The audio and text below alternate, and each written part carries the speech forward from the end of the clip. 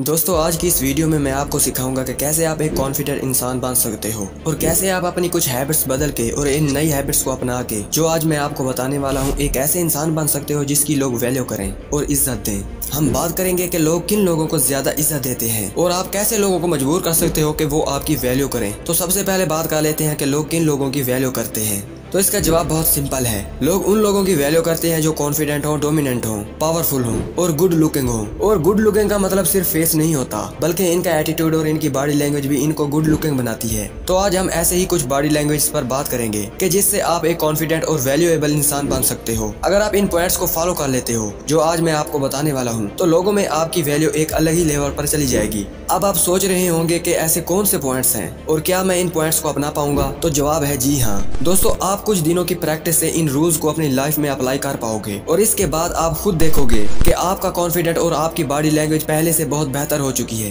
तो बिना किसी देर के हम बढ़ते हैं हमारे पॉइंट नंबर 1 की जानिब। Have slow and relaxed movement. दोस्तों चाहे आप चल रहे हो, बैठे हो या फिर किसी ग्रुप में खड़े हो तो आपकी अपनी मूवमेंट्स को बिल्कुल रिलैक्स रखना है। इससे क्या होगा?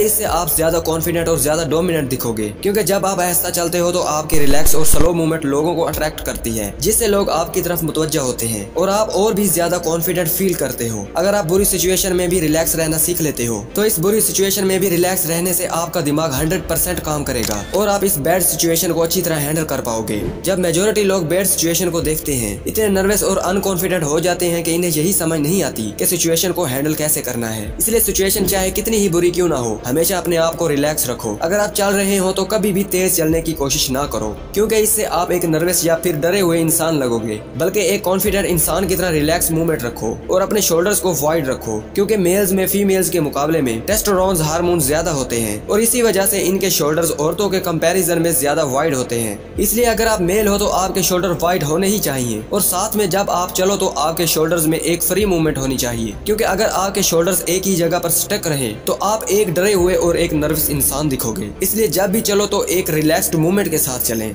Point number 2, hold eyes contact. दोस्तों आई कॉन्टैक्ट आपकी बॉडी लैंग्वेज और आपकी पर्सनैलिटी का एक अहम हिस्सा होता है। जब आप किसी से बात करते हैं और इसके साथ आई कॉन्टैक्ट बनाए रखते हैं तो आप ज्यादा कॉन्फिडेंट दिखते हो और सामने वाला आपकी बात को अच्छे तरीके से समझ सकता है और आप अपनी बात को अच्छे से समझा पाते हो। आपका आई कॉन्टैक्ट आपके कॉन्फिडेंस और दूसरों पर आपके डोमिनेंस को जाहिर करता है। यानी आई कॉन्टैक्ट से आप दूसरों को ये मैसेज दे रहे होते हैं कि आपसे बेहतर इन्हें इस काम के लिए और कोई नहीं मिलेगा और आपको अपनी एबिलिटीज पर पूरा यकीन है। कन्वर्सेशन में आई कॉन्टैक्ट इतना ही जरूरी है जितना कि आपकी बात। इसलिए जब भी किसी से बात करें तो आई कॉन्टैक्ट बना के रखें और जब आप आई कॉन्टैक्ट तोड़ना चाहें तो कभी भी नीचे देखकर आई कॉन्टैक्ट मत तोड़ें क्योंकि इससे आप एक नर्वस इंसान दिखोगे। जब भी आप अपना आई कॉन्टैक्ट तोड़ना चाहो तो साइड पर देख लें या फिर अपनी गर्दन को मोड़ लें। अब हम बात करते हैं थर्ड पॉइंट की। Be as big as your audience. यानी जितने ज्यादा आपके सुनने वाले हो उतना ही ज्यादा अपनी बॉडी लैंग्वेज का यूज करें और उतनी ही जगह रिक्वायर्ड करें क्योंकि जितना ज्यादा आप जगह रिक्वायर्ड करके बात करते हैं, जितना ज्यादा आप अपने हैंड गेस्टर्स का यूज करते हो, अपनी बॉडी लैंग्वेज का यूज करते हो, उतना ही ज्यादा आप कॉन्फिडेंट और अट्रैक्टिव इंसान दिखते हो। अगर आप किसी ग्रुप में खड़े होकर बात कर रहे हो तो कभी भी एक जगह पर ठहर कर बात मत करो बल्कि कोशिश करो कि चल फिर कर बात करो और अपनी बॉडी लैंग्वेज का यूज करो। इससे लोग आपकी बात को गौर से सुनते हैं क्योंकि कुछ लोगों को आपके अल्फाज से ज्यादा आपकी बॉडी लैंग्वेज में दिलचस्पी होती है तो इसलिए वो आपकी बॉडी लैंग्वेज को नोटिस करते हैं और अगर इस वक्त आपकी बॉडी लैंग्वेज अच्छी नहीं होगी तो आपको कोई भी पसंद नहीं करेगा। इसलिए जब भी बात करें तो अपनी बॉडी लैंग्वेज का इस्तेमाल जरूर करें।